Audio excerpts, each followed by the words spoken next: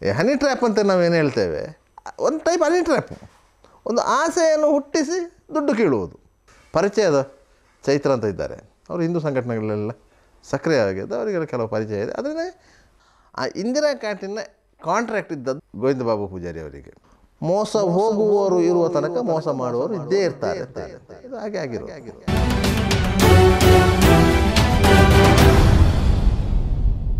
ಚೈತ್ರ ಕುಂದಾಪುರ, ಇವರು ಕುಂದಾಪುರದವರು ಅಲ್ಲ, ಚಿಕನ್ ಸಾಲ್ ರಸ್ತೆಯಲ್ಲಿ ಅವರ ಮನೆ ಇರೋದು. ಕುಂದಾಪುರದಲ್ಲಿ ಕಲಿತು ಮ್ಯಾಂಗ್ಳೂರು ಯೂನಿವರ್ಸಿಟಿಯಲ್ಲಿ ಜರ್ನಲಿಸಮ್ನಲ್ಲಿ ಕೋರ್ಸ್ ಮಾಡಿದವರು. ಅದರ ನಂತರ ಖಾಸಗಿ ಚಾನಲಲ್ಲಿ ಆ್ಯಂಕರ್ ಆಗಿ ಕೆಲಸ ಮಾಡಿದವರು. ಇವರು ಪ್ರಖರ ಭಾಷಣಗಾರ್ತಿ, ABVP ಸಂಘಟನೆಯಲ್ಲಿ ಕೆಲಸ ಮಾಡಿದವರು. 2013ರಲ್ಲಿ ಬೈಂದೂರಿನಲ್ಲಿ ಅಕ್ಷತಾ ದೇವಾಡಿಗೆ ಕೊಲೆ ಪ್ರಕರಣ ಆಗ ಗೋಪಾಲ್ ಪೂಜಾರಿಯವರು MLA ಆಗಿದ್ದರು. ಆಗ ವಿದ್ಯಾರ್ಥಿಗಳೆಲ್ಲ ಅದ ದೊಡ್ಡ ಮಟ್ಟದ ಪ್ರತಿಭಟನೆ ಎಲ್ಲ ಆಗಿತ್ತು. ಆಗ ಆ ಹೋರಾಟದಲ್ಲಿ ಮುಂಚಿನಲ್ಲಿ ಇದ್ದವರು. ತದನಂತರ ಇವರು ಹಿಂದೂ ಸಂಘಟನೆಗಳ ಸಭೆ ಸಮಾರಂಭಗಳಿಗೆ ಭಾಷಣಗಾರ್ತಿಯಾಗಿ ಹೋದರು. ಯಾಕಂದರೆ ಅವರು ಭಾಷಣ ಮಾಡಲಿಕ್ಕೆ ಹೋದರೆ ಅವರಿಗೆ ಒಂದು ಸಣ್ಣ ಮಟ್ಟಿನ ಸಂಭಾವನೆ ಕೊಡ್ತಾಯಿದ್ರು, ಹೋಗಿ ಬರುವ ಖರ್ಚು ನೋಡ್ತಾಯಿದ್ರು. ಈ ರೀತಿಯಾಗಿ ಇದ್ದರು. ಯಾವುದೇ ಸಭೆಗಳು, ಯಾಕಂದರೆ ಹಿಂದೂ ಪರ ಸಂಘಟನೆಗಳು ಎಲ್ಲಿ ಸಭೆ ಮಾಡಿದರೂ ಅವರಿಗೊಂದು ಭಾಷಣಗಾರರು ಬೇಕು. ಆ ಭಾಷಣಗಾರರಾಗಿ ಹೆಣ್ಣು ಮಗಳಾಗಿ ಚೈತ್ರ ಕುಂದಾಪುರ ಹೆಸರು ಮಾಡಿದರು.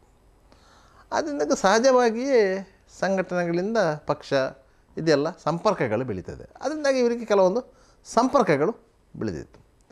ಈ ಸಂದರ್ಭದಲ್ಲಿ ಇವರನ್ನು ಸಂಪರ್ಕ ಮಾಡಿದವನು ಪ್ರಸಾದ್ ಬೈಂದೂರು ಅಂತೇಳಿ ಒಂದು ಹುಡುಗ, ಸುಮಾರು 24-25 ವರ್ಷದ ಹುಡುಗ. ಈತ ಉದ್ಯಮಿ ಗೋವಿಂದ ಬಾಬು ಪೂಜಾರಿ ಅವರ ಆಪ್ತ ಸಹಾಯಕ ಅಂತ ಇದ್ದರು. ಈ ಗೋವಿಂದ ಬಾಬು ಪೂಜಾರಿ ಅವರು ಬೈಂದೂರಿನವರು, ಆಯಿತಾ. ಅವರು ಚಿಕ್ಕಂದಿನದಲ್ಲೇ ಮುಂಬೈಗೆ ಹೋಗಿ ಹೋಟೆಲಲ್ಲಿ ಕೆಲಸ ಮಾಡಿ ಬಾಣಸಿಗನಾಗಿ ಕೆಲಸ ಮಾಡ್ತಾಯಿದ್ರು. ಅದರ ನಂತರ ಅಲ್ಲಿ ಹೋಟೆಲು ಗೀಟೆಲು ಏನೋ ವ್ಯವಹಾರ ಮಾಡಿಕೊಂಡು ಅದರ ನಂತರ ಬೆಂಗಳೂರಿಗೆ ಬಂದರು. ಬೆಂಗಳೂರಲ್ಲಿ ಒಂದು ಹೋಟೆಲು ತೆರೆದರು, ಚೆಫ್ ಕಾರ್ಟರ್ ಅಂತ ಏನೋ ಒಂದು ಹೆಸರು ಇದೆ ಅದರ ಅದು ಸಕ್ಸಸ್ ಆಯಿತು. ಬೆಂಗಳೂರಿನ ಬೇರೆ ಬೇರೆ ಕಡೆಗಳಲ್ಲಿ ಅದರ ಬ್ರ್ಯಾಂಚ್ಗಳಾಯಿತು. ಆಗ ಇವರ ಅಡಿಗೆ ಒಳ್ಳೆ ಹೆಸರು ಪಡಿತ್ತು. ಮತ್ತು ಅವರು ಈ 5 ಸ್ಟಾರ್ ಹೋಟೆಲ್ಗಳಿಗೆ, ಕೆಲವೊಂದು ಸೆಮಿನಾರ್ಗಳಿಗೆ, ಕೆಲವೊಂದು ಸಮಾರಂಭಗಳಿಗೆ ಕ್ಯಾಟ್ರಿಂಗ್ ವ್ಯವಸ್ಥೆ ಮಾಡಿದರು. ಬಾಂಬೆಯಲ್ಲಿ ಅದನ್ನೇ ಮಾಡ್ತಾಯಿದ್ರು ಅವರು, ಬೆಂಗಳೂರಲ್ಲಿ ಮಾಡಿದರು. ಅದರಿಂದಾಗಿ ಇವರಿಗೆ ಯಥೇಚ್ಛವಾಗಿ ದುಡ್ಡು ಬಂತು.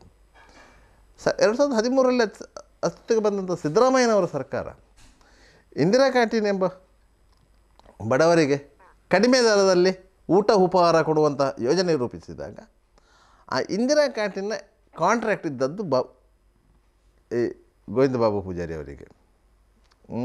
ಇಡೀ 31 ಜಿಲ್ಲೆಗಳಲ್ಲೂ ಸಹ ಅವರು, ಮತ್ತು ತಾಲೂಕು ಕೇಂದ್ರಗಳಲ್ಲಿ ಸಾಧಾರಣ ಒಂದು 200 ಚಿಲ್ಲರೆ ಕೇಂದ್ರಗಳಲ್ಲಿ ಅದರ ಸ್ಟ್ರಕ್ಚರ್ ಇದೆ ಇಂದಿರಾ ಕ್ಯಾಂಟೀನದು. ಅದನ್ನೆಲ್ಲ ರೂಪಿಸಿದ್ದು ಇವರ ಸಂಸ್ಥೆ. ಅದರಿಂದಾಗಿ ಅವರಿಗೆ ಕೋಟಿಗಟ್ಟಲೆ ಹಣ ಸರ್ಕಾರದಿಂದ ಬಂದಿದೆ. ಸ್ವಲ್ಪ ಹಲವು ಕೋಟಿ ಬಾಕಿಯೂ ಇದೆ, ಅದು ಪ್ರಶ್ನೆ ಬೇರೆ. ಅದನ್ನು ಮೇಂಟೈನ್ ಮಾಡ್ತಿದ್ದು ಇವರ ಸಂಸ್ಥೆ. ಆ ಸಂಸ್ಥೆಗೆ ಸ್ಥಳೀಯ ಸಂಸ್ಥೆಗಳಿಂದ, ಸಿಟಿ ಕಾರ್ಪೊರೇಷನ್ ಇವರಿಂದೆಲ್ಲ ಅದರ ಹೆಚ್ಚುವರಿ ದುಡ್ಡು ಅಲ್ಲಿಂದ ಬರಬೇಕು. ಆ ರೀತಿಯ ಒಂದು ವ್ಯವಹಾರ. ಅದರಿಂದಾಗಿ ಇವರು ಸಾಕಷ್ಟು ದುಡಿದಿದ್ರು. ಈ ದುಡ್ಡು ಯಾವಾಗ ಬಂತಾಗ, ವಿವಿಧ ಮೂಲಗಳಿಂದ ದುಡ್ಡು ಬರಲಿಕ್ಕೆ ಆರಂಭವಾಯ್ತಾ, ಅವರಿಗೆ ಈ ಸಮಾಜ ಸೇವೆ ಅದು ಇದೆಲ್ಲ ಬಂತು, ಆಸಕ್ತಿ ಹುಟ್ಟಿತು. ಆಗ ಇವರಿಗೆ ಜೊತೆ ಅದು ಪ್ರಸಾದ್ ಬೈಂದೂರು ಅಂತ ಹೇಳಿ, ಇವು ಸೋಷಿಯಲ್ ಮೀಡಿಯಾ ಅದರಲ್ಲಿ ಸಕ್ರಿಯರಾಗಿದ್ದಂಥ ಯುವಕ. ಇವನು ಇವರಿಗೆ ಸ್ವಲ್ಪ ಅಟ್ಟಕ್ಕೆ ಏರಿಸಿ ಇಟ್ಟಿದ್ದೆ. ಇವರಿಗೂ ಸಹ ನಾನು ಮುಂದೆ ಚುನಾವಣೆಯಲ್ಲಿ ನಾನೊಂದು MLA ಆಗ್ಬೋದು ಅಂತೇಳಿ. ಈ ಬೈಂದೂರಿನ ವಿಧಾನಸಭಾ ಕ್ಷೇತ್ರದಲ್ಲಿ BM ಶಿವಕುಮಾರ ಶೆಟ್ಟಿಯವರು BJP MLA ಆಗಿದ್ದರು, ಆಯಿತಾ. ಅವರು ಸ್ಥಳೀಯ BJP ನಾಯಕರೊಟ್ಟಿಗೆ ಸರಿಯಾಗಿ ಸಂಪರ್ಕ ಇಲ್ಲ ಅಂಥೇಳಿ ಅವರ ಬಗ್ಗೆ ಕೆಲವೊಂದು BJP ನಾಯಕರಲ್ಲಿ ಅಸಮಾಧಾನ ಇತ್ತು. ಅದರಿಂದಾಗಿ ಅವರನ್ನು ಬದಲಾವಣೆ ಮಾಡ್ತಾರೆ ಎನ್ನುವ ಸುದ್ದಿ ಇತ್ತು. ಅದು ಪ್ರಸಾದ್ಗೆ ಗೊತ್ತಿತ್ತು. ಅವರು ಈ ಗೋವಿಂದ ಬಾಬು ಪೂಜಾರಿ ಅವರನ್ನು ಹೀಗೆ ಸುಕುಮಾರ್ ಶೆಟ್ಟರಿಗೆ ಟಿಕೆಟ್ ಸಿಕ್ಕೋದಿಲ್ಲ ಅಂದರೆ ನಿಮಗೆ ಟಿಕೆಟ್ ನೀವು ಟ್ರೈ ಮಾಡ್ಬೋದು. ಅದು ಹೇಗೆ ಟ್ರೈ ಮಾಡೋದು? ಈಗ ನಮಗೆ ಪರಿಚಯದ ಚೈತ್ರ ಅಂತ ಇದ್ದಾರೆ, ಅವರು ಹಿಂದೂ ಸಂಘಟನೆಗಳೆಲ್ಲ ಸಕ್ರಿಯ ಆಗಿದೆ, ಅವರಿಗೆಲ್ಲ ಕೆಲವು ಪರಿಚಯ ಇದೆ, ಅದನ್ನೇ ನೀವು ಅವರನ್ನು ಸಂಪರ್ಕ ಮಾಡ್ಬೋದು. ಹಾಗೆ ಚೈತ್ರ ಕುಂದಾಪುರನ ಈ ಪ್ರಸಾದ್ ಒಂದು ಬಾಬು ಪೂಜಾರಿಯವರಿಗೆ, ಗೋವಿಂದ ಬಾಬು ಪೂಜಾರಿಯವರಿಗೆ ಪರಿಚಯ ಮಾಡಿದ ಮೇಲೆ ಅವರು ಈ ವಿಷಯನ ಹೇಳ್ತಾರೆ. ಆಯಿತು, ನಾವು ಅದಕ್ಕೆ ಪ್ರಯತ್ನ ಪಡುವ ಅಂತೇಳಿ ಚೈತ್ರ ಈ ಗಗನ್ ಕಡೂರು ಅಂತೇಳಿ ಒಬ್ಬರು ಇದ್ದಾರೆ, ಅವರು ಚಿಕ್ಕಮಗಳೂರಿನ BJP ಯುವ ಮೋರ್ಚಾದ ಕಾರ್ಯದರ್ಶಿಯಾಗಿದ್ದರು. CT ರವಿ ಅವರಿಗೆ ಆಪ್ತ. CT ರವಿ BJPಯ ರಾಷ್ಟ್ರೀಯ ಪ್ರಧಾನ ಕಾರ್ಯದರ್ಶಿ. ಆಯಿತಾ, ಅವರು ಮಂತ್ರಿ ಸ್ಥಾನವನ್ನು ಬಿಟ್ಟು ಆ ಸ್ಥಾನಕ್ಕೆ ಹೋದವರು. ಅವರನ್ನು ಇದು ಮಾಡಿಕೊಂಡು ನಾವು ನಿಮಗೆ ಟಿಕೆಟಿಗೆ ಪ್ರಯತ್ನ ಮಾಡ್ಬೋದು. ಗಗನ್ ಕಡೂರು ಆಲೋಚನೆ ಮಾಡಿದರು. ಅದಕ್ಕೆ ಸ್ವಲ್ಪ ಓಡಾಡಲಿಕ್ಕೆಲ್ಲ ಖರ್ಚು, ಅದೇ ಎಷ್ಟು ಖರ್ಚಾದರೂ ತೊಂದರೆ ಇಲ್ಲ, ನಾನು ಮ್ಯಾನೇಜ್ ಮಾಡ್ತೇನೆ ಅಂತೇಳಿ ಇವರು ಹೇಳಿದರು. ಹಾಗೆ ಚೈತ್ರ ಕುಂದಾಪುರ ಮತ್ತು ಗಗನ್ ಕಡೂರು ಸೇರಿಕೊಂಡು ಒಂದು ಪ್ಲ್ಯಾನ್ ಮಾಡಿದರು. ಇವರನ್ನು ಒಪ್ಪಿಸಬೇಕಲ್ಲ, ನಂಬಬೇಕಲ್ಲ ಅಂತ ಹೇಳಿ ಅವರು ಒಬ್ಬ RSS ಮುಖಂಡರು ಇದ್ದರೆ BJPಯಲ್ಲಿ ಟಿಕೆಟ್ ಸುಲಭ ಅಂತ ಲೆಕ್ಕ. ಯಾಕಂದರೆ RSS ಇದು ಶಿಫಾರಸು ಬೇಕಾಗುತ್ತೆ ಅಂತೇಳಿ. ಹಾಗೆ ಇವರು ವಿಶ್ವನಾಥ್ ಜಿ ಅಂತೇಳಿ ಒಬ್ಬರನ್ನು ಇವರಿಗೆ ಪರಿಚಯ ಮಾಡ್ತದೆ. ಯಾಕೆ ಆ್ಯಕ್ಚುಲಿ ವಿಶ್ವನಾಥ್ ಜಿ ಅನ್ನೋ ವ್ಯಕ್ತಿ ಇಲ್ಲ. ರಮೇಶ್ ಅನ್ನುವ ವ್ಯಕ್ತಿಗೆ RSS ಪ್ರಚಾರಕ ರೀತಿಯಲ್ಲಿ ಒಂದು ವೇಷ ಹಾಕಿಸಿ ಇವರಿಗೆ ಪರಿಚಯ ಮಾಡ್ತಾರೆ ಇಲ್ಲಿ ಚಿಕ್ಕಮಗಳೂರಿನಲ್ಲಿ. ಅದು RSS ಕಾರ್ಯಾಲಯ ಏನಿದೆ ಅದರ ಪಕ್ಕದ ಅಲ್ಲಿ ಒಂದು ಕಡೆಯಲ್ಲಿ ಅವರನ್ನು. ಆಗ ಅವರು ಹೇಳ್ತಾರೆ, ನಾವು ಅದಕ್ಕೆಲ್ಲ ವ್ಯವಸ್ಥೆ ಮಾಡ್ತೇನೆ, ನಾನು ಮಾತಾಡ್ತೇನೆ, ಎಲ್ಲ ಮಾಡ್ತೇನೆ ಅಂತೇಳಿ. ಹಾಗೆ ಇವರೇನು 50 ಲಕ್ಷ ಏನೋ ಹಣ ಕೊಡ್ತಾರೆ. ಹಾಗೆ ಆ 50 ಲಕ್ಷವನ್ನು ಇವರು ಹಂಚಿಕೊಳ್ತಾರೆ. ಅದರ ನಂತರ ಪುನಃ ಇವರನ್ನು ಇದು ಮಾಡ್ಬೋದು. ಇದು ಒಂದು ಟೈಪ್ ಹನಿ ಟ್ರ್ಯಾಪು. ಹನಿ ಟ್ರ್ಯಾಪ್ ಅಂತ ನಾವೇನು ಹೇಳ್ತೇವೆ, ಒಂದು ಟೈಪ್ ಹನಿ ಟ್ರ್ಯಾಪು. ಒಂದು ಆಸೆಯನ್ನು ಹುಟ್ಟಿಸಿ ದುಡ್ಡು ಕೀಳುವುದು. ಆಗ ಈ ಗಗನ್ ಕಡೂರು ಇನ್ನೊಬ್ಬರನ್ನು ರೆಡಿ ಮಾಡ್ತಾರೆ. ಇವರು ನಮ್ಮ ರಾಷ್ಟ್ರೀಯ ಮಂಡಳಿ ಸದಸ್ಯರಿದ್ದಾರೆ. ಇಲ್ಲಿ ಬೆಂಗಳೂರಿನ KR ಪುರಂನಲ್ಲಿ ಏನೋ ಒಂದು ಕಬಾಬ್ ಸೆಂಟ್ರನ್ನು ಮಾಡ್ಕೊಂಡಿದ್ದರು. ಅವರು ಸಮಾಜವಾದಿ ಪಕ್ಷದಿಂದ ಚುನಾವಣೆಗೆ ನಿಂತು ಸ್ವಲ್ಪ ದುಡ್ಡು ಕಳ್ಕೊಂಡವರು ಪಾಪ. ಅವರಿಗೆ ವಿವಿಧ ಭಾಷೆಗಳು ಗೊತ್ತಿತ್ತು, ಹಿಂದಿ, ಇಂಗ್ಲೀಷ್, ಮರಾಠಿ, ಈ ರೀತಿಯ ಭಾಷೆಗಳು ಗೊತ್ತಿತ್ತು. ಅದರಿಂದಾಗಿ ಅವರು ಮಾತಾಡಿದ ಕೂಡಲೇ ಇವರಿಗೆ ಅನುಮಾನ ಬರೋದಿಲ್ಲ, ಇವರು ದೊಡ್ಡ ಮಟ್ಟದ ನಾಯಕರು ಅಂತೇಳಿ ಅವರಿಗೊಂದು ಚಂದಮಾದ ಪೋಷಕ ಎಲ್ಲ ಹಾಕಿಸಿ ಅವರನ್ನು ಇವರು ರಾಷ್ಟ್ರೀಯ ಚುನಾವಣಾ ಸಮಿತಿಯ ಸದಸ್ಯ ಅಂತೇಳಿ ಪರಿಚಯ ಮಾಡಿಕೊಂಡು ಇದು ಮಾಡ್ತಾರೆ, ಚನ್ನನಾಯ್ಕ ಅಂತೇಳಿ. ಹಾಗೆ ಅವರು ಅದಕ್ಕೆ ಒಪ್ಕೋತಾರೆ. ಅವರು ತುಂಬ ಈ ಚುನಾವಣೆ ನಿಂತು 30 ಲಕ್ಷ ಕಳ್ಕೊಂಡು ಲಾಸಲ್ಲಿದ್ದರು. ಅವರಿಗೊಂದು 95,000 ರೂಪಾಯಿಯನ್ನು ಕೊಡ್ತಾರೆ. ಅವರು ಅಷ್ಟೇ, ಆಯಿತು ನಾನು ಅಲ್ಲಿ ವ್ಯವಸ್ಥೆ ಮಾಡ್ತೇನೆ, ಅದರಲ್ಲಿ ಏನಿಲ್ಲ ಅಂತೇಳಿ ಅವರು ನೇರವಾಗಿ ಹಿಂದಿಯಲ್ಲಿ, ಇಂಗ್ಲೀಷಲ್ಲಿ, ಮರಾಠಿಯಲ್ಲಿ ಈ ರೀತಿಯಾಗಿ ಬೇರೆ ಬೇರೆ ಭಾಷೆಗಳಲ್ಲಿ ಮಾತಾಡ್ತಿದ್ದರಿಂದ ಇವರಿಗೆ ನಂಬಿಕೆ ಆಯಿತು, ಇವರು ಮಾಡ್ತಾರೆ ಅಂತೇಳಿ. ಆಗ ಇವರು ಮತ್ತೊಬ್ಬರನ್ನು ಇದು ಮಾಡಿದರು. ಇದೆಲ್ಲ ಆಯಿತು. ಅದರಿಂದಾಗಿ ಒಟ್ಟಾರೆಯಾಗಿ 8 ಕೋಟಿ ಅಂತ ಹೇಳಿದ್ದಾರೆ. ಅಷ್ಟೇ 5.5 ಕೋಟಿಯಷ್ಟು ಹಣವನ್ನು ಅದರಲ್ಲಿ ಕೊನೆ ಹಂತಕ್ಕೆ ಹೋಗುವಾಗ ಇವರು ಅಲ್ಲಿ ಉತ್ತರ ಕರ್ನಾಟಕದಲ್ಲಿ ಪ್ರಭಾವಿಯಾಗಿದ್ದೊಂದು ಸ್ವಾಮೀಜಿ ಇದ್ದಾರೆ, ಹಾಲಸ್ವಾಮೀಜಿ ಅಂತೇಳಿ, ಅವರನ್ನು ಪರಿಚಯ ಮಾಡಿಸ್ತಾರೆ. ಅವರನ್ನು ಪರಿಚಯ ಮಾಡಿ ಅವರಿಗೊಂದು 3.5 ಕೋಟಿ ಕೊಡಿಸ್ತಾರೆ. ಅವರಿಗೆ ವಿಶ್ವ ಹಿಂದೂ ಪರಿಷತ್ ಇದೆಯಲ್ಲೋ ದೊಡ್ಡ ಮಟ್ಟದ ಸಂಪರ್ಕ ಇರುವವರು, ಸ್ವಾಮೀಜಿ ಅಲ್ವಾ, ಅವರ ಸಂಪರ್ಕದಿಂದಲೂ ಪ್ರಯತ್ನ ಪಡೋದ್ರಿಂದ ಅವರಿಗೂ ಹಣ ಕೊಡ್ತಾರೆ. ಈ ರೀತಿಯಾಗಿ ಎಲ್ಲ ಆಗಿದೆ.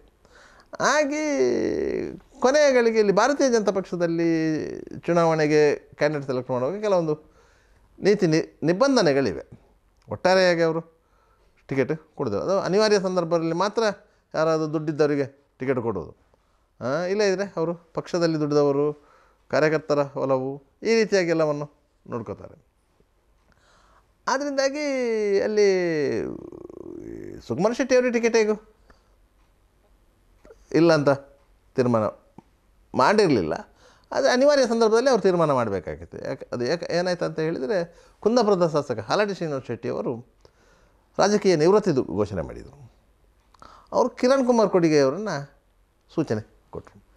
ಅದರಿಂದಾಗಿ ಬಿ ಜೆ ಪಿಯವರಿಗೆ ಏನು ಮಾಡಲಿಕ್ಕಾಗಿಲ್ಲ. ಅವರು ಹೇಳಿದವರನ್ನು ನಿಲ್ಲಿಸಬೇಕಿತ್ತು. ಯಾಕಂದರೆ ಆ ಸೀಟನ್ನು ಉಳಿಸ್ಕೊಳ್ಬೇಕು. ಯಾಕಂದರೆ ಅವರು ಯಾವುದೇ ಸೂಚನೆ ಕೊಟ್ಟರೆ ಆ ರೀತಿಯ ತೀರ್ಮಾನ ತಗೊಂಡದ್ದು. ಆದರೆ ಕಿರಣ್ ಕುಮಾರ್ ಕೊಡಿಗೆ ಅವರಿಗೆ ಅದು ಬ್ರಾಹ್ಮಣ, ಅವರಿಗೆ ಟಿಕೆಟ್ ಕೊಟ್ಟ ಇನ್ನೊಬ್ಬ ಬ್ರಾಹ್ಮಣನಿಗೆ ಹೇಗೆ ಟಿಕೆಟ್ ಕೊಡೋದು ಅಂತೇಳಿ ರಘುಪತಿ ಭಟ್ರನ್ನು ಚೇಂಜ್ ಮಾಡೋದಂತಾಯಿತು. ರಘುಪತಿ ಭಟ್ರನ್ನು ಚೇಂಜ್ ಮಾಡುವಾಗ ಅಲ್ಲಿಗೆ ಯಾರು ಪರ್ಯಾಯ ಅಂತ ಹೇಳುವಾಗ ಯಶ್ವಂತ್ ಸುವರ್ಣ ಅಂತ ಬಂತು. ಯಶ್ವಂತ್ ಸುವರ್ಣ ಇಲ್ಲಿ ಕೊಟ್ಟ ಕೂಡಲೇ ಕಾಪಿಗೆ ಎಫೆಕ್ಟ್ ಆಯಿತು. ಲಾಲಾಜಿ ಮೆಂಡನ್ ಒಂದೇ ಸಮುದಾಯದವರು. ಅಲ್ಲಿ ಗುರುಮೇಶ್ವರ ಶೆಟ್ಟರಿಗೆ ಕೊಟ್ಟರು. ಗುರುಮೇಶ್ವರ ಶೆಟ್ಟರಿಗೆ ಕೊಟ್ಟ ಕೂಡಲೇ ಇಲ್ಲಿ ಬೈಂದೂರಲ್ಲಿ ಸುಕುಮಾರ ಶೆಟ್ಟರಿಗೆ ಹೇಗೂ ಸ್ವಲ್ಪ ತಾಪತ್ರೆ ಇತ್ತು, ಬೇಡ ಅಂತೇಳಿ ಅಲ್ಲಿ ಗುರುರಾಜ್ ಗಂಟಿಹೊಳಿಯನ್ನು ತಂದರು. ಯಾಕಂದರೆ ಗುರುರಾಜ್ ಗಂಟಿಹೊಳಿ RSS ಪ್ರಚಾರಕ್ಕಾಗಿದ್ದವರು ಎಲ್ಲ ಇದು ಮಾಡಿದವರು. ಈಗಿನ BJP ರಾಜ್ಯ ಪ್ರಧಾನ ಕಾರ್ಯದರ್ಶಿ ರಾಜೇಶ್ ಅವರು ಅವರ ಗರಡಿಯಲ್ಲಿ ಬೆಳೆದವರು. ಗುರುರಾಜ್ ಗಂಟಿಹೊಳಿ ಅವರ ಗರಡಿಯಲ್ಲಿ ಬೆಳೆದವರು, ಅವರು ಪುತ್ತೂರಿನವರು. ಅದರಿಂದಾಗಿ ಗುರುರಾಜ್ ಗಂಟಿಹೊಳಿಯನ್ನು ಇದು ಮಾಡಿತ್ತು. ಅಷ್ಟೊತ್ತಿಗೆ ಇವರಿಗೆ ಗೊತ್ತಾಯಿತು ನನಗೆ ಟಿಕೆಟ್ ತಪ್ಪಿತ್ತು. ಆಗ ಇವರು ಹೇಳಿದರು, ಇಲ್ಲ ಅದು ಅಂತಿಮ ಹಂತದಲ್ಲಿ ಅದು ಈಗ ಅವರು ಅನೌನ್ಸ್ ಮಾಡಿದರೆ ಅದು ಯಾವ ಗಳಿಗೆಯಲ್ಲಿ ಚೇಂಜ್ ಆಗ್ಬೋದು ಅಂತೇಳಿ. ಅದು ಚೇಂಜ್ ಆಗಲಿಲ್ಲ. ಚುನಾವಣೆ ಘೋಷಣೆ ಆಯಿತು, ಇದೆ ಆಯಿತು. ಅಷ್ಟೊತ್ತಿಗೆ ಇವರು ಹೇಳಿದರು ಹೀಗೆ ಆಗಿದೆ. ಯಾಕಂದರೆ ಇವರು 3.5 ಲಕ್ಷ ಕೋಟಿ ರೂಪಾಯಿ ಹಾಲಸ್ವಾಮಿಯವರಿಗೆ ಕೊಟ್ಟಿದ್ದರು. ಅವರನ್ನು ಹೋಗಿ ಸಂಪರ್ಕ ಮಾಡಿ ನೀವು ನನಗೆ ಇದು ಮಾಡಿದರೆ ನೀವು ಹಣ ಕೊಡಬೇಕಂದ್ರೆ ಅವರು ಹಣ ವಾಪಸ್ ಕೊಡ್ತೇನೆ ಅಂತ ಒಪ್ಕೊಂಡ್ರು. ಆಯಿತಾ. ಚೈತ್ರ ಕುಂದಾಪುರ ಹೇಳಿದರು, ನೀವು ಕೊಟ್ಟ ಹಣವನ್ನು ನಾವು ವಿಶ್ವಾಸ್ ಜಿಗೆ ಕೊಟ್ಟಿದ್ದೇವೆ. ವಿಶ್ವಾಸ್ ಜಿಯವರು ಕಾಶ್ಮೀರದಲ್ಲಿ ಇದ್ದಾರೆ, ಅವರು ಅಲ್ಲಿ ತೀರಿಕೊಂಡಿದ್ದಾರೆ ಅಂತ ಹೇಳಿದರು. ಆಗ ಇವರಿಗೆ ಅಲ್ಲಿ ಒಬ್ಬರು ನಿವೃತ್ತ ಸೇನಾಧಿಕಾರಿಯ ಟಚ್ ಇತ್ತು, ಯಾರಿಗೆ ಗೋವಿಂದ ಬಾಬು ಪೂಜಾರಿ ಅವರಿಗೆ. ಅವರ ಮೂಲಕ ಅಲ್ಲಿ ವಿಶ್ವಾಸ್ ಜಿಯವರು ಇಂಥ ಇದ್ದಾರಂತ RSSನಲ್ಲಿ ಇದ್ದಾರಂತ ನೋಡಿಕೊಂಡು ಅವರಲ್ಲಿ ಇಲ್ಲ ಅಂಥ ವ್ಯಕ್ತಿ ಇಲ್ಲ ಅಂತ ಆಯಿತು. ಅಷ್ಟೊತ್ತಿಗೆ ಇವರಿಗೆ ಗೊತ್ತಾಯ್ತು ಇವರೆಲ್ಲ ಮೋಸ ಮಾಡಿದ್ದಾರೆ ಅಂತೇಳಿ. ಮತ್ತೊಂದು ಅವರಿಗೆ ಒಂದು ಧೈರ್ಯ ಏನಂತ ಹೇಳಿದರೆ, 5.5 ಕೋಟಿ ರೂಪಾಯಿ ಕೊಟ್ಟು ಹೇಗೂ ಇವರು ಸಂದಾಯ ಮಾಡಿದ್ದಾರೆ, ಎಲ್ಲ ವೈಟ್ ಮನಿ, ಬ್ಯಾಂಕಿಂದ ಲೋನ್ ತೆಗೆದು ಬೇರೆ ಇದು ಮಾಡಿ ಈ ರೀತಿಯಾಗಿ ಅವರು 50 ಲಕ್ಷ, 3.5 ಕೋಟಿ, ಪುನಃ 25 ಲಕ್ಷ ಈ ರೀತಿಯಾಗೆಲ್ಲ ಕೊಟ್ಟಿರೋದು. ಹಾಗೆ ಇವ್ರದ್ದೇ ಒಂದು ಟೀಮ್ ಹುಡ್ಕೊಂಡು ಬಂದಾಗ ಇವರು ಈ ಗಗನನ್ನು ಸುರಿಗೆ ಟ್ರ್ಯಾಪ್ ಮಾಡ್ತಾರೆ. ಗಗನ್ ಟ್ರ್ಯಾಪ್ ಮಾಡುವಾಗ ಏನಾಗಿದೆ ಅಂತ ಹೇಳಿದರೆ, BJP ಬಿಟ್ಟು ಕಾಂಗ್ರೆಸ್ ಸೇರಿದ್ದಾನೆ. ಈ ಗಗನ್ ಕಳೆದ ವಿಧಾನಸಭಾ ಚುನಾವಣೆ ಸಂದರ್ಭದಲ್ಲಿ ತಮ್ಮಯ್ಯನವರು BJP ಬಿಟ್ಟು ಕಾಂಗ್ರೆಸ್ ಕ್ಯಾಂಡಿಡೇಟ್ ಆದಾಗ ಅವರೊಟ್ಟಿಗೆ ಗಗನ್ ಹೋಗಿದ್ದಾರೆ. ಆದ್ದರಿಂದಾಗಿ ಅಲ್ಲಿ BJP ಅವರಿಗೆ ಇವನ ಆ್ಯಕ್ಟಿವಿಟೀಸ್ ಗೊತ್ತಿತ್ತಲ್ಲ. ಕಡೂರಿನಲ್ಲಿ ಸೆಲೂನಲ್ಲಿ ಇವನನ್ನೊಂದು ಈ ವಿಶಾಲ್ ಜಿಯನ್ನು ರೆಡಿ ಮಾಡಿದ್ದು ಗೊತ್ತಾಯಿತು. ಅವರ ಹೇರ್ ಸ್ಟೈಲ್ ಎಲ್ಲ ಚೇಂಜ್ ಮಾಡಿಸಿ ಎಲ್ಲ ಮಾಡಿದ್ದು ಗೊತ್ತಾಯಿತು. ಅದು ಇವರಿಗೆ ಗೊತ್ತಾಯಿತು. ಇವ್ರಿಗೆ ಗೊತ್ತಾಗಿ ಇವರಿಗೆ ಎಲ್ಲ ವಾಸ್ತವ ಸ್ಥಿತಿ ಅರಿಯುತ್ತೆ. ನನ್ನನ್ನು ಇವರು ಹನಿ ಟ್ರ್ಯಾಪ್ ಮಾಡಿದ್ದಾರೆ, ಕೆಡ್ಡಕ್ಕೆ ಕೆಡವಿದ್ದಾರೆ, ಇವರೆಲ್ಲರೂ ಬೋಗಸ್ ವ್ಯಕ್ತಿಗಳು ಅಂತೇಳಿ. ಅದರಿಂದಾಗಿ ಇವರು ಬೆಂಗಳೂರಿನ ಬಂಡೆಪಾಳ್ಯ ಪೊಲೀಸ್ ಠಾಣೆಯಲ್ಲಿ ದೂರು ಕೊಡ್ತಾರೆ. ದೂರು ಕೊಟ್ಟಾಗ ಸಾಮಾನ್ಯವಾಗಿ ಪೊಲೀಸರು ಅಂಥ ದೂರನ್ನೆಲ್ಲ ಸ್ವೀಕರಿಸುವುದಿಲ್ಲ.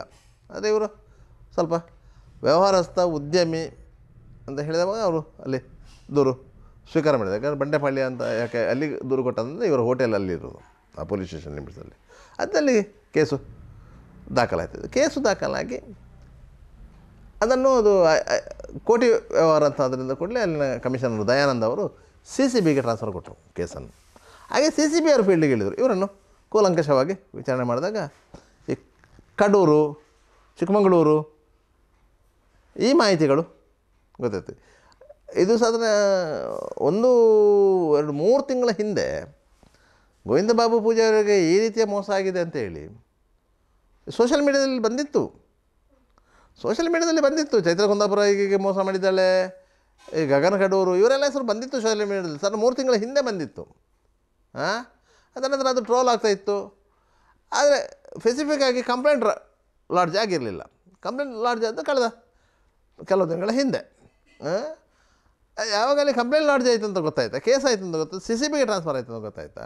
ಈ ಚೈತ್ರ ಏನು ಮಾಡಿದರು, ಒಂದು ಉಡುಪಿಯ ಒಂದು ಫ್ಲ್ಯಾಟಲ್ಲಿ ಉಳ್ಕೊಂಡ್ರು. ಅವ್ರ ಫ್ರೆಂಡದ್ದು ಅಂಜುಮ್ ಅಂತೇಳಿ ಅವರ ಫ್ಲ್ಯಾಟ್. ಅವರು ಮತ್ತು ಇವರು ಒಟ್ಟಿಗೆ ಸ್ಪಂದನ TVಯಲ್ಲಿ ಕೆಲಸ ಮಾಡಿದವರು. ಸ್ಪಂದನ TVಯಲ್ಲಿ ಒಟ್ಟಿಗೆ ಕೆಲಸ ಮಾಡಿದ್ರು. ಅದನ್ನ ಪರಿಚಯ ಇತ್ತು. ಅದರಿಂದಾಗಿ ಅವರು ಬಂದು ಈ ಅಂಜುಗೂ ಇವಳು ಇಷ್ಟು ದೊಡ್ಡ ಫ್ರಾಡ್ ಕೇಸಲ್ಲಿ ಸಿಕ್ಕಿಬಿದ್ದಿದ್ದಾಳೆ ಅಂತ ಗೊತ್ತಿಲ್ಲ. ಇಷ್ಟು ದೊಡ್ಡ ಫ್ರಾಡ್ ಕೇಸಲ್ಲಿ ಸಿಕ್ಕಿಬಿದ್ದಿದ್ದಾಳೆ ಗೊತ್ತಿಲ್ಲ. ಏನೋ ಸಮಸ್ಯೆ ಇದೆ ಬಂದಿದ್ದಾಳೆ ಅಂತೇಳಿ ಫ್ರೆಂಡ್ ಅಲ್ಲ ಅಂತೇಳಿ ಕೂರಿಸಿದ್ದಾಳೆ. ಅವಳದು ಇದರಲ್ಲಿ ಏನು ರೋಲು ಇಲ್ಲ.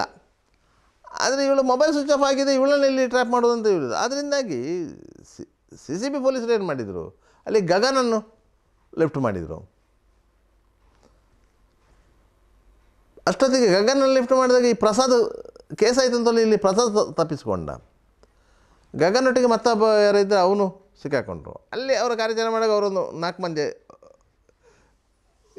CCB ಅವರು ಕೈಗೆ ಸಿಕ್ಕಿದ್ರು. ಆಗ ಇವಳು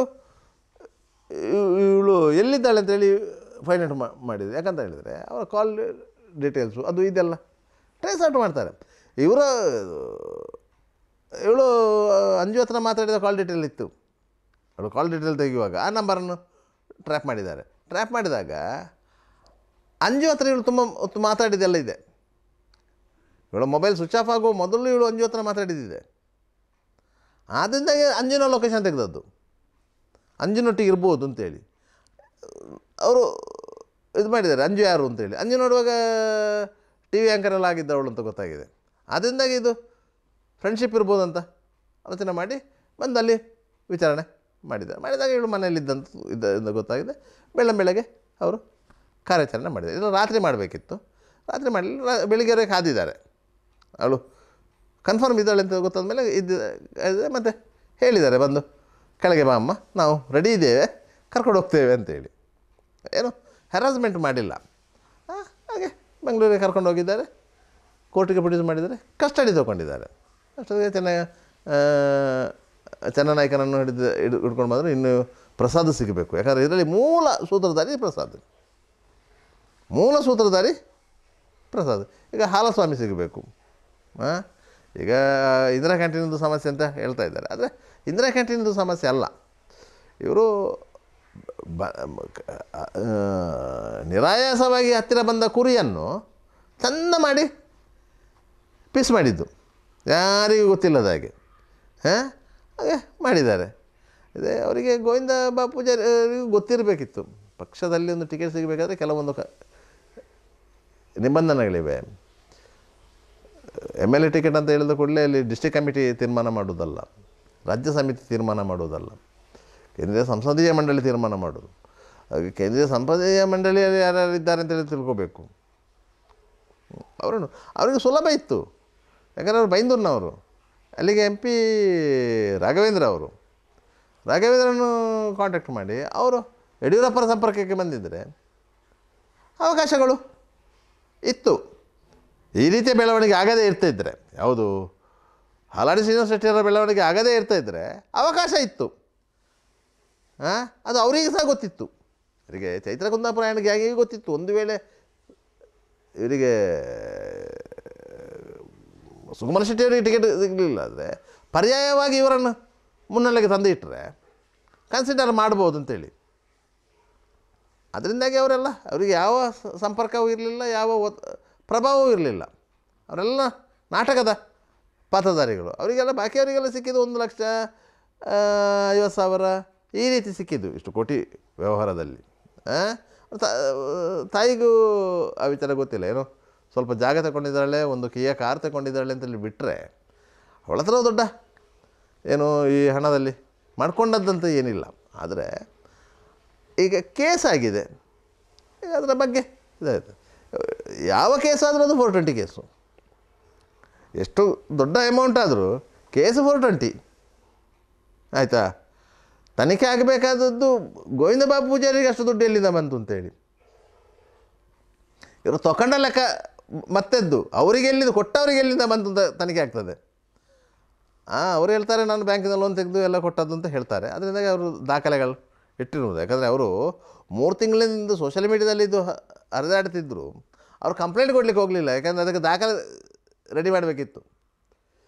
5.5 ಕೋಟಿಗೆ ದಾಖಲೆ ರೆಡಿ ಮಾಡಬೇಕಿತ್ತು. ಅದು ಅವರ CA ಅವರನ್ನೆಲ್ಲ ಸಂಪರ್ಕ ಮಾಡಿ ಯಾವ ದುಡ್ಡು ಬಂದಿದೆ, ಯಾವ ದುಡ್ಡು ಕೊಡಬೇಕು, ಬ್ಯಾಂಕ್ ಲೋನು ಇದನ್ನೆಲ್ಲ ಮಾಡಬೇಕು. ಅದೆಲ್ಲ ಇನ್ವೆಸ್ಟಿಗೇಷನಲ್ಲಿ ಕೆಲವೊಂದು ಸಮಸ್ಯೆಗಳು ಬರ್ತದೆ, ಅದು ಬೇರೆ ಪ್ರಶ್ನೆ. ಇನ್ನು ಮುಂದೆ ಕೋರ್ಟಲ್ಲಿ CCB ಅವರು ಚಾರ್ಜ್ ಶೀಟ್ ಮಾಡ್ತಾರೆ, ಕೋರ್ಟಿಗೆ ಹೋಗಬೇಕು, ಇನ್ನೊಂದು 2 ವರ್ಷದಲ್ಲಿ ಆ ಕೇಸ್ ಮುಗಿಬೋದು. ಪ್ರೂವ್ ಮಾಡಲಿಕ್ಕೆ ಕಷ್ಟ ಕೋರ್ಟಲ್ಲಿ ನಿಮಗೆ ಸಾಕ್ಷ್ಯಗಳನ್ನು ಇಂಥ ಟೆಕ್ನಿಕಲ್ ಸಾಕ್ಷ್ಯಗಳನ್ನು ಪ್ರೂವ್ ಮಾಡಲಿಕ್ಕೆ ಭಾರಿ ಕಷ್ಟ. ಜನನಾಯಕ ಹೇಳ್ತಾರೆ ನಾನು ಅಲ್ಲಿ ಇರಲೇ ಇಲ್ಲ ಸ್ವಾಮಿ ಅಂತೇಳಿ, ನಾನು ಹೋಗಲೇ ಇಲ್ಲ ಅಂತ ಹೇಳ್ತೇನೆ. ಅದಕ್ಕೆ ಬೇರೆ ಸಾಕ್ಷ್ಯಗಳಿರುವುದಿಲ್ಲ. ಈ ರೀತಿಯಾಗಿ ಇರ್ತದೆ. ಯಾಕಂದರೆ ಇವರಿಗೆ ಚನ್ನನಾಯಕನನ್ನು ಐಡೆಂಟಿಫೈ ಮಾಡಿದೆ ಬೇರೆ ಹೆಸರಲ್ಲಿ, ಅವನೇ ಚನ್ನನಾಯಕ ಎನ್ನುವುದನ್ನು ಪ್ರೂವ್ ಮಾಡಬೇಕಾದ್ರೆ CCB ಅವರ ಕೆಲಸ. ಅದರಿಂದ ಕೋರ್ಟಲ್ಲಿ ಕೇಸ್ ನಿಲ್ತದೆ ಅಂತ ಏನಿಲ್ಲ.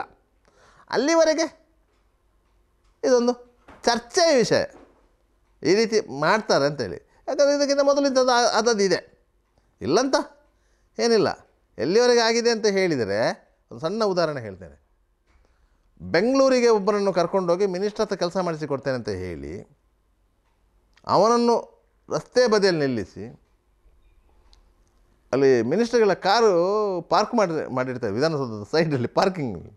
ಅಲ್ಲಿ ಹೋಗಿ ಆ ಡ್ರೈವರಿಗೆ 500 ಕೊಟ್ಟು ಆ ಕಾರನ್ನು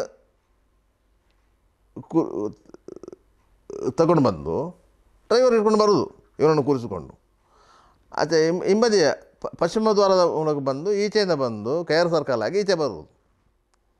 ಬಂದು ಇವನ ಹತ್ರ ಹೇಳೋದು ಮಾತಾಡಿ ಬಂದೆ ಅಂತೇಳಿ. ಇವನಿಗೆ ಏನಾಗ್ತದೆ, ಟಾಪ್ ಲೈಟ್ ಕಾರು ಮಾತಾಡಿ ಬಂದಿದ್ದಾರೆ ಇವರು ಅಂತೇಳಿ. ಇವನಿಗೆ ಖರ್ಚೆಷ್ಟು, ಆ ಡ್ರೈವರಿಗೆ 500 ಕೊಡೋದು ಮಾತ್ರ. ಕಾರು ಮಿನಿಸ್ಟ್ರದ್ದು ಆಯಿತಾ, ಇವ ನಂಬಿದ ನನ್ನ ಕೆಲಸ ಆಯಿತು ಅಂತೇಳಿ ಇವನಿಗೆ ದುಡ್ಡು ಕೊಟ್ಟ. ಈ ರೀತಿ ಆದದಿದೆ. ಅದರಿಂದಾಗಿ ಇಂಥದ್ದು ಈ ಒಂದು ಮಾತಿದೆ, ಮೋಸ ಹೋಗುವವರು ಇರುವ ತನಕ ಮೋಸ ಮಾಡುವವರು ಇದ್ದೇ ಇರ್ತಾರೆ ಅಂತೇಳಿ. ಇದು ಹಾಗೆ ಆಗಿರೋದು.